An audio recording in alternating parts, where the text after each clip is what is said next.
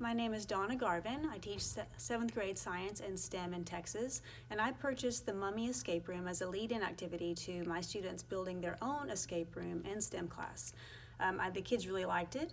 I know this because in 7th grade it is extremely rare to have an activity where no one is off task and there is no off-topic conversation, and that was definitely the case for the 2 days in which we did the Mummy Escape Room. They really enjoyed it. They asked to do it again. So I would recommend this purchase, and let me tell you really quick how I did it so that you can consider it for your own classroom or birthday party or whatever. Easy to purchase, just like Teachers Pay Teachers, quick online payment, download. I sent it away to a company to have a stack of the materials printed for the future.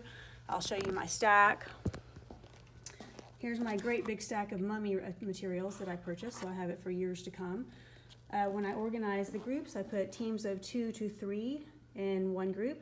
I made a manila envelope for each team with a basic instruction on the front. I did create my own answer documents by printing this and then doctoring it up with tea, baking it in the oven, burning the edges to give it the old look to go with the mummy. Now, the kids weren't allowed to talk to me during this challenge. They could only talk to their partners, so they had to have a place to write down their answers to the puzzles to bring to me so I could nod my head yes, that was correct, and give them the next puzzle, or shake my head no and send them back to work on it again. In their initial envelope, here's what it would look like again with the directions on the front. It had the answer sheets, this sheet which has the instructions on the back for what's going on, the 4 diaries if they need to solve their puzzles, and the first puzzle. Once they worked out the first puzzle, they would keep the diaries at their station, put everything else back in their folder except for their answer document, and bring the materials to me just like this. I would check the answer, and I kept a little sheet over here on the edge with the answers just so I could check them easily. Say yes, and here's the next puzzle, or no, go back and look some more. If they had a yes, then I took their materials and I gave them the second puzzle in this nice clear envelope holder or paper holder so that everything stayed nice and neat. I had one of those for each team as well. You see we'll have this and this for both Team H.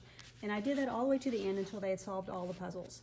Now this took 2 40-minute class periods from my 7th grade STEM class, and I did not do a great deal of explanation on the intro, and I did not explain all the puzzles at the end or how to solve them. If you did that, you could definitely stretch it out to 3 class periods. As I said, I use this as a lead-in to building their own escape room. In the future, I think what I'll use this for is an intermediary activity in between big engineering projects, or possibly in between engineering projects and holidays. The kids really liked it, and it takes up a few days, and it's good thinking and self-challenging and good teamwork. So I do recommend this activity to other teachers and parents and anyone else who think of doing this with students. So there's my review for the Lost Mummy, and I hope you will enjoy playing the game as well.